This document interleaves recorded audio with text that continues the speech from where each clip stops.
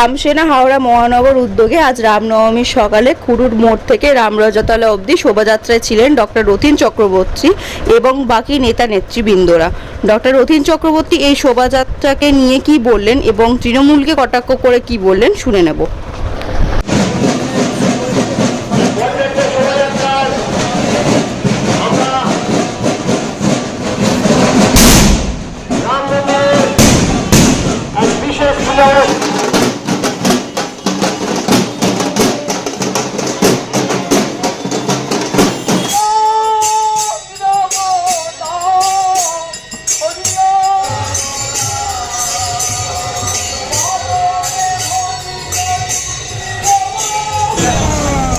Rally করা হচ্ছে আজকে দেখা যাচ্ছে যে তৃণমূল কংগ্রেসও বিভিন্ন জায়গায় সেই র্যালি করছে।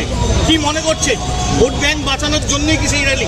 অনুকরণ করতে খুব পছন্দ করে, কিন্তু মানুষ ওদেরকে বুঝে ফেলেছে আসল তাদের উদ্দেশ্য কি, রাষ্ট্রদ্রোহিতা এবং সমস্ত কিছুতে বিচ্ছিন্নতাবাদ, সেটাকেই হচ্ছে তাদের উস্কানি দেওয়ার প্রধান এবং সেগুলো থেকে মানুষ ক্রমশ তাদেরকে বুঝে নিয়েছে। ধীরে ধীরে মানুষের থেকে বিচ্ছিন্ন হয়ে যাচ্ছে। যে রামলালার ওপরে তাদের এত ঘৃণা, এত অবজ্ঞা, হিন্দু সমাজের প্রতি যাদের এত অবজ্ঞা, এত ঘৃণা, তারা আজকে এটার মধ্যে দিয়ে বুঝিয়ে দিয়েছে তারা মানুষ থেকে বিচ্ছিন্ন হয়ে যাচ্ছিল, মূল স্রোতে ফেরার সেই জন্য প্রচেষ্টা মাত্র।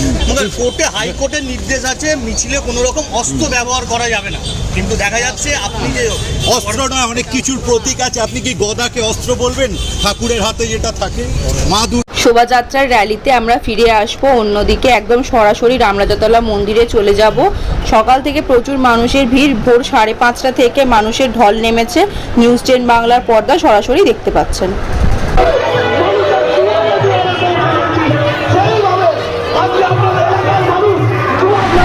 রাম মন্দিরের বাইরেটা দেখলাম, এবার দেবরূপকে বলবো যে রাম মন্দিরের ভেতরে কতটা ভিড় একবার দেখাতে।